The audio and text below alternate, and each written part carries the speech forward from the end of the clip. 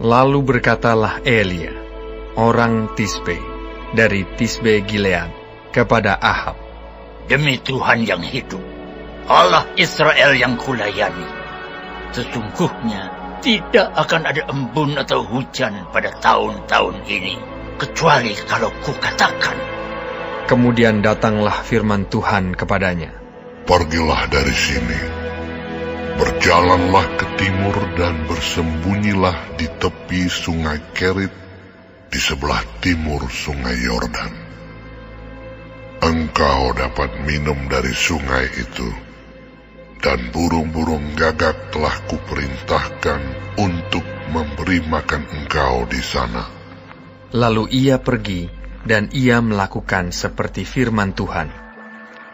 Ia pergi dan diam di tepi sungai Kerit, di sebelah timur sungai Yordan. Pada waktu pagi dan petang, burung-burung gagak membawa roti dan daging kepadanya, dan ia minum dari sungai itu. Tetapi sesudah beberapa waktu, sungai itu menjadi kering, sebab hujan tiada turun di negeri itu. Maka datanglah firman Tuhan kepada Elia, "Bersiaplah, pergi ke Sarfat yang termasuk wilayah Sidon, dan diamlah di sana. Ketahuilah, aku telah memerintahkan seorang janda untuk memberi engkau makan." Sesudah itu ia bersiap, lalu pergi ke Sarfat. Setelah ia sampai ke pintu gerbang kota itu, tampaklah di sana seorang janda sedang mengumpulkan kayu api. Ia berseru kepada perempuan itu, katanya, "Cobalah ambil bagiku sedikit air dalam kendi, supaya aku minum." Ketika perempuan itu pergi mengambilnya, ia berseru lagi, "Cobalah ambil juga bagiku sepotong roti." Perempuan itu menjawab, "Demi Tuhan Allahmu yang hidup, sesungguhnya tidak ada roti padaku sedikit pun, kecuali segenggam tepung dalam tempayan dan sedikit minyak dalam buli-buli. Dan sekarang aku sedang mengumpulkan 2-3 potong kayu api. Kemudian aku mau pulang dan mengolahnya bagiku dan bagi anakku. Dan setelah kami memakannya, maka kami akan mati." Tetapi Elia berkata kepadanya, "Janganlah takut, pulanglah, buatlah seperti yang kau katakan. Tetapi buatlah lebih dahulu bagiku sepotong roti bundar kecil daripadanya, dan bawalah kepadaku. Kemudian barulah kau buat bagimu dan bagi anakmu. Sebab beginilah firman Tuhan Allah Israel, tepung dalam tempayan itu tidak akan habis, dan minyak dalam buli-buli itu pun tidak akan berkurang sampai pada waktu Tuhan memberi hujan ke atas muka bumi." Lalu pergilah perempuan itu dan berbuat seperti yang dikatakan Elia. Maka perempuan itu dan dia serta anak perempuan itu mendapat makan beberapa waktu lamanya. Tepung dalam tempayan itu tidak habis, dan minyak dalam buli-buli itu tidak berkurang, seperti firman Tuhan yang diucapkannya dengan perantaraan Elia. Sesudah itu, anak dari perempuan pemilik rumah itu jatuh sakit, dan sakitnya itu sangat keras, sampai tidak ada nafasnya lagi. Kata perempuan itu kepada Elia, "Apakah maksudmu datang kemari, ya abdi Allah? Singgahkah engkau kepadaku untuk mengingatkan kesalahanku dan untuk menyebabkan anakku mati?" kata Elia kepadanya, "Berikanlah anakmu itu kepadaku." Elia mengambilnya dari pangkuan perempuan itu dan membawanya naik ke kamarnya di atas dan membaringkan anak itu di tempat tidurnya. Sesudah itu ia berseru kepada Tuhan, katanya, "Ya Tuhan Allahku, apakah Engkau menimpakan kemalangan ini atas janda ini juga, yang menerima aku sebagai penumpang dengan membunuh anaknya?" Lalu ia mengunjurkan badannya di atas anak itu 3 kali dan berseru kepada Tuhan, katanya, "Ya Tuhan Allahku, pulangkanlah kiranya nyawa anak ini ke dalam tubuhnya." Tuhan mendengarkan permintaan Elia itu, dan nyawa anak itu pulang ke dalam tubuhnya, sehingga ia hidup kembali. Elia mengambil anak itu, ia membawanya turun dari kamar atas ke dalam rumah dan memberikannya kepada ibunya. Kata Elia, "Ini anakmu, ia sudah hidup." Kemudian kata perempuan itu kepada Elia, Sekarang aku tahu bahwa Engkau abdi Allah, dan firman Tuhan yang Kau ucapkan itu adalah benar.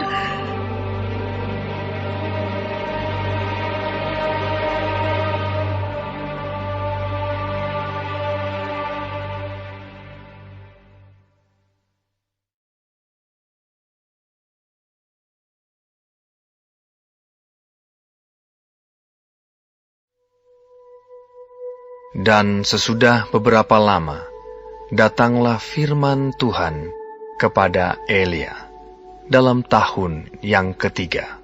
Pergilah, perlihatkanlah dirimu kepada Ahab, sebab aku hendak memberi hujan ke atas muka bumi.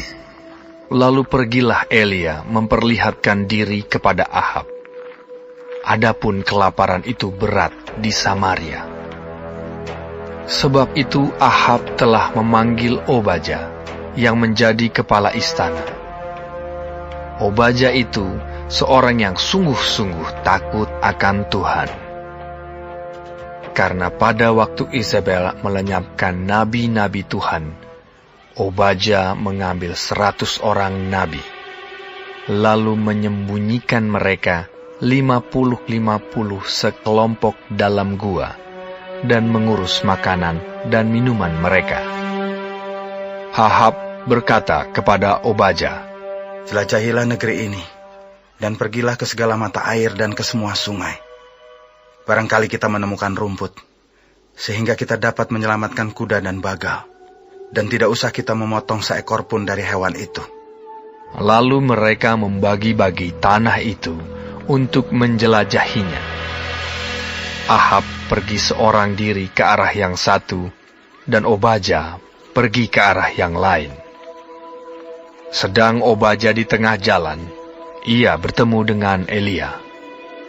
Setelah mengenali dia, ia sujud serta bertanya, "Engkaukah ini, hai Tuanku Elia?" Jawab Elia kepadanya, "Benar.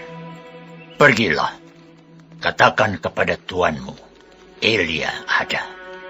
Tetapi jawab Obaja, "Apakah dosa yang telah kuperbuat? Maka engkau hendak menyerahkan hamba-Mu ini kepada Ahab, supaya aku dibunuhnya. Demi Tuhan Allah-Mu yang hidup, sesungguhnya tidak ada bangsa atau kerajaan yang tidak didatangi suruhan tuanku Ahab untuk mencari engkau. Dan apabila orang berkata, ia tidak ada, maka ia menyuruh kerajaan atau bangsa itu bersumpah bahwa engkau tidak ditemukan di sana. Dan sekarang engkau berkata, pergilah, katakan kepada tuanmu, Elia ada. Mungkin terjadi apabila aku sudah pergi daripadamu, Roh Tuhan mengangkat engkau ke tempat yang tidak kuketahui.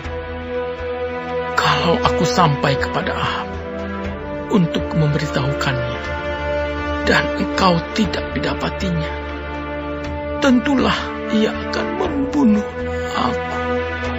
Padahal hamba-Mu ini dari sejak kecil takut akan Tuhan. Tidakkah diberitahukan kepada Tuanku apa yang telah kulakukan pada waktu Isabel membunuh nabi-nabi Tuhan? Bagaimana aku menyembunyikan 100 orang nabi-nabi Tuhan dalam gua, 50 sekelompok, dan mengurus makanan dan minuman mereka. Dan sekarang, mengapa engkau ini berkata, pergilah, katakan kepada Tuhan, Elia ada. Ia pasti akan membunuh aku. Jawab Elia, Demi Tuhan semesta alam yang hidup, yang kulayani, sesungguhnya hari ini juga aku akan memperlihatkan diri kepadanya. Lalu pergilah Obaja menemui Ahab dan memberitahukan hal itu kepadanya. Kemudian Ahab pergi menemui Elia. Segera sesudah Ahab melihat Elia, ia berkata kepadanya, Engkaukah itu yang mencelakakan Israel? Jawab Elia kepadanya, Bukan aku yang mencelakakan Israel, melainkan engkau ini dan kaum keluargamu, sebab kamu telah meninggalkan perintah-perintah Tuhan, dan engkau ini telah mengikuti para Baal. Sebab itu, suruhlah mengumpulkan seluruh Israel ke Gunung Karmel, juga nabi-nabi Baal yang 450 orang itu, dan nabi-nabi Asyera yang 400 itu, yang mendapat makan dari meja istana Isabel. Ahab mengirim orang ke seluruh Israel dan mengumpulkan nabi-nabi itu ke Gunung Karmel. Lalu Elia mendekati seluruh rakyat itu dan berkata, Berapa lama lagi kamu berlaku timpang dan bercabang hati? Kalau Tuhan itu Allah, ikutilah Dia. Dan kalau Baal, ikutilah Dia. Tetapi rakyat itu tidak menjawabnya sepatah kata pun. Lalu Elia berkata kepada rakyat itu, Hanya aku seorang diri yang tinggal sebagai nabi Tuhan. Padahal nabi-nabi Baal itu ada 450 orang banyaknya. Namun, baiklah diberikan kepada kami 2 ekor lembu jantan. Biarlah mereka memilih seekor lembu, memotong-motongnya, menaruhnya ke atas kayu api. Tetapi mereka tidak boleh menaruh api. Aku pun akan mengolah lembu yang seekor lagi, meletakkannya ke atas kayu api, dan juga tidak akan menaruh api. Kemudian, biarlah kamu memanggil nama Allahmu, dan aku pun akan memanggil nama Tuhan. Maka Allah yang menjawab dengan api, Dialah Allah. seluruh rakyat menyahut. Katanya, Baiklah demikian. Ya, baiklah demikian. kemudian Elia berkata kepada nabi-nabi Baal itu, Pilihlah seekor lembu, dan olahlah itu dahulu, karena kamu ini banyak. Sesudah itu panggillah nama Allahmu, tetapi kamu tidak boleh menaruh api. Mereka mengambil lembu yang diberikan kepada mereka, mengolahnya, dan memanggil nama Baal dari pagi sampai tengah hari. Katanya, Ya Baal, jawablah kami. tetapi tidak ada suara, tidak ada yang menjawab. Sementara itu, mereka berjingkat-jingkat di sekeliling mezbah yang dibuat mereka itu. Pada waktu tengah hari, Elia mulai mengejek mereka.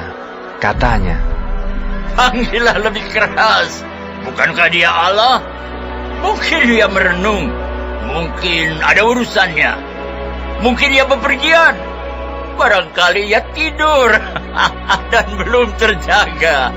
maka mereka memanggil lebih keras serta menoreh-noreh dirinya dengan pedang dan tombak, seperti kebiasaan mereka, sehingga darah bercucuran dari tubuh mereka. Sesudah lewat tengah hari, mereka kerasukan sampai waktu mempersembahkan korban petang, tetapi tidak ada suara, tidak ada yang menjawab, tidak ada tanda perhatian. Kata Elia kepada seluruh rakyat itu, "Datanglah dekat kepadaku." Maka mendekatlah seluruh rakyat itu kepadanya. Lalu ia memperbaiki mezbah Tuhan yang telah diruntuhkan itu. Kemudian Elia mengambil 12 batu, menurut jumlah suku keturunan Yakub. Kepada Yakub ini telah datang firman Tuhan. "Engkau akan bernama Israel." Ia mendirikan batu-batu itu menjadi mezbah demi nama Tuhan, dan membuat suatu parit sekeliling mezbah itu yang dapat memuat 2 sukat benih. Ia menyusun kayu api, memotong lembu itu, dan menaruh potongan-potongannya di atas kayu api itu. Sesudah itu, ia berkata, "Penuhilah 4 buyung dengan air, dan tuangkan ke atas korban bakaran dan ke atas kayu api itu." Kemudian katanya, "Buatlah begitu untuk kedua kalinya." dan mereka berbuat begitu untuk kedua kalinya. Kemudian katanya, "Buatlah begitu untuk ketiga kalinya." dan mereka berbuat begitu untuk ketiga kalinya, sehingga air mengalir sekeliling mezbah itu. Bahkan parit itu pun penuh dengan air.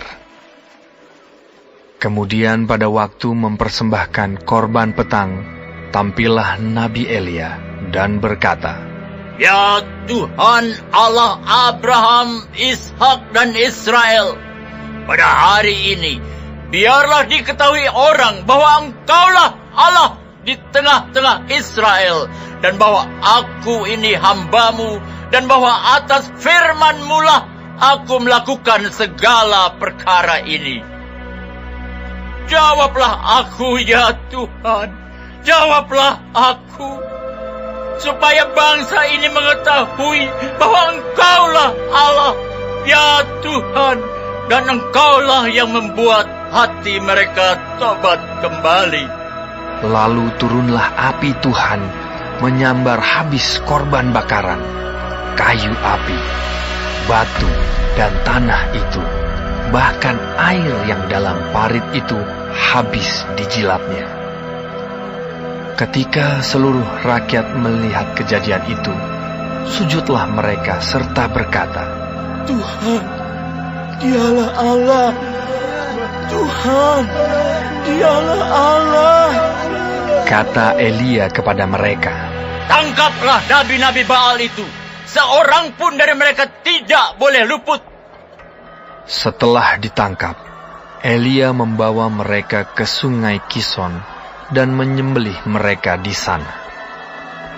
Kemudian berkatalah Elia kepada Ahab, "Pergilah, makanlah dan minumlah, sebab bunyi derau hujan sudah kedengaran." Lalu Ahab pergi untuk makan dan minum. Tetapi Elia naik ke puncak gunung Karmel. Lalu ia membungkuk ke tanah dengan mukanya di antara kedua lututnya. Setelah itu, ia berkata kepada bujangnya, "Naiklah ke atas, lihatlah ke arah laut." Bujang itu naik ke atas. Ia melihat dan berkata, Tidak ada apa-apa. Kata Elia, "Pergilah sekali lagi." Demikianlah sampai 7 kali. Pada ke-7 kalinya, berkatalah bujang itu, Wah, awan kecil sebesar telapak tangan timbul dari laut. Lalu kata Elia, "Pergilah, katakan kepada Ahab, pasang keretamu dan turunlah. Jangan sampai engkau terhalang oleh hujan." Maka dalam sekejap mata, langit menjadi kelam oleh awan badai. Lalu turunlah hujan yang lebat. Ahab naik kereta lalu pergi ke Yisrael. Tetapi kuasa Tuhan berlaku atas Elia. Ia mengikat pinggangnya dan berlari mendahului Ahab sampai ke jalan yang menuju Yisrael.